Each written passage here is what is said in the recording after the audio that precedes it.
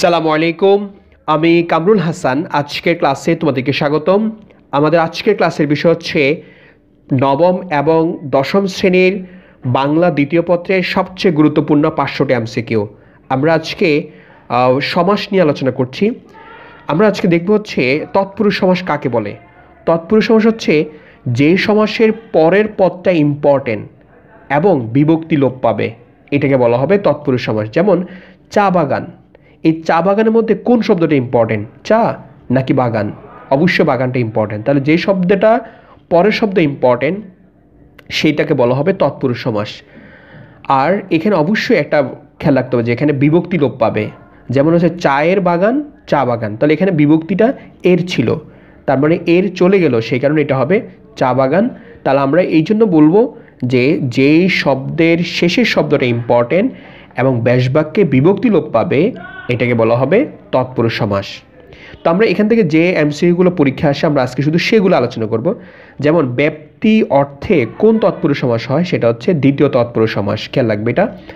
এবং কোনো শব্দের শেষে যদি উন হীন শূন্য থাকে তাহলে অবশ্যই চোখ বন্ধ করে দিয়ে দেবা, এটা হচ্ছে তৃতীয় তৎপুরুষ সমাস। তাহলে কি হবে? উন হীন শূন্য থাকলে কি হবে? তৃতীয় তৎপুরুষ সমাস। এবার আমরা দেখব হচ্ছে বহুব্রীহি সমাস। বহুব্রীহি সমাস হচ্ছে 8 প্রকার। আগে বলে রাখি, বহুব্রীহি সমাস হচ্ছে যেই সমাসের সমস্ত পদ যা বোঝাচ্ছে তার ব্যাসবাক্য তা বুঝাবে না, আবার ব্যাসবাক্য যা বুঝাবে সমস্ত পদ তা বুঝাবে না, সেটা হচ্ছে বহুব্রীহি সমাস। আর বহুব্রীহি সমাস হচ্ছে 8 প্রকার। যেমন আমরা 1 নম্বর দেখব হচ্ছে সমানাধিকরণ বহুব্রীহি। এই সমানাধিকরণ বহুব্রীহি হচ্ছে হতশ্রী বা খুশ মেজাজ। আমরা এখানে জাস্ট খেয়াল রাখবো যে প্রথমটা বিশেষণ থাকবে আর পরেরটা বিশেষ্য।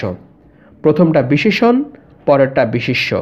এই বিশেষণ এবং বিশেষ্য নিয়ে যে বহুব্রীহি সমাস হয় এটাকে বলা হয় সমানাধিকরণ বহুব্রীহি সমাস।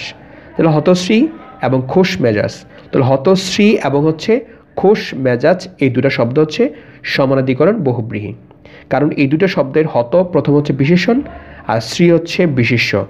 খুশ মেজাজের খুশ হচ্ছে বিশেষণ আর মেজাজ হচ্ছে বিশেষ্য। এরপর আমরা এই দুটো শব্দ মুখস্থ রাখবো, সেটা হচ্ছে 80-20 এবং কথা সর্বস্ব। এই দুটো হচ্ছে ব্যাধিকরণ বহুব্রীহি।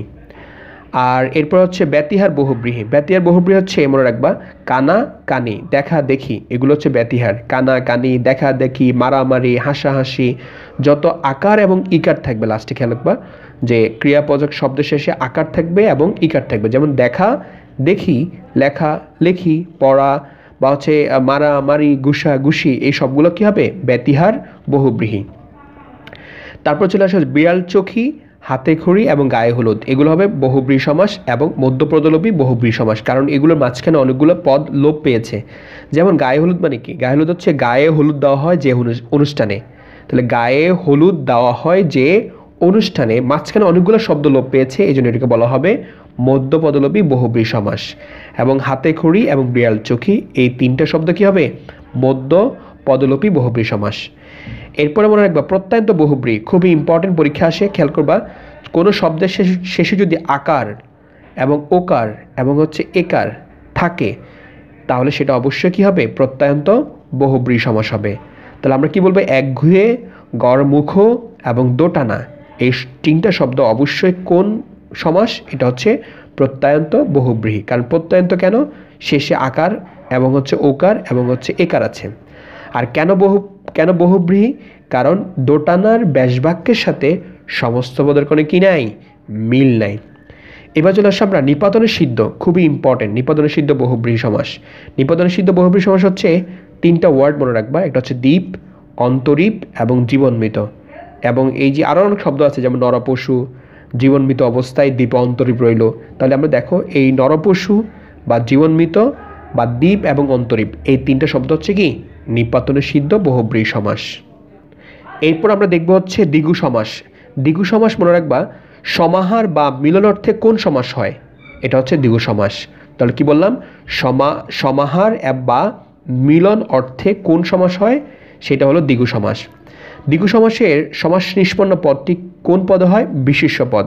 যেমন হচ্ছে চৌরাস্তা, এই যে চৌরাস্তা বা 7 সমুদ্র, এটা একটা বিশেষ্য পদ। তাহলে আমরা দ্বিগু সমাস থেকে যে সমাসটা আমরা পেই, দ্বিগু সমাসের সমাস নিষ্পন্ন পদটি অবশ্যই কী হবে? বিশেষ্য পদে হবে। এরপর হচ্ছে উপকণ্ঠা। উপকণ্ঠা কী অর্থে অব্যয়ভাব সমাস? সেটা হচ্ছে সামীপ্য, মানে কণ্ঠের নিকটে। তাহলে উপকণ্ঠ কী অর্থে অব্যয়ভাব সমাস? সেটা হচ্ছে সামীপ্য অর্থে। এরপর আর দুটো আমাদের সমাস রয়েছে, একটা হচ্ছে প্রাদি সমাস, একটা হচ্ছে নিত্য সমাস। প্রাদি সমাস খেয়াল রাখবা, প্রাদি সমাস হচ্ছে প্রবাদ, প্রবচন, প্রগতি।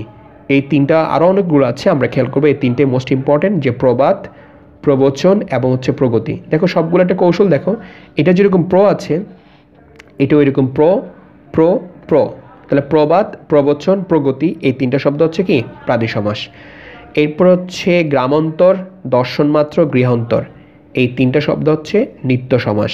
নিত্য সমাস আরও আছে, যেমন আছে আমরা, কালসাপ, এরপর গৃহান্তরে, দর্শন মাত্রে, গ্রামান্তরে এই শব্দগুলো কী হবে? নিত্য সমাস হবে। তো আশা করি তোমরা বুঝতে পেরেছ।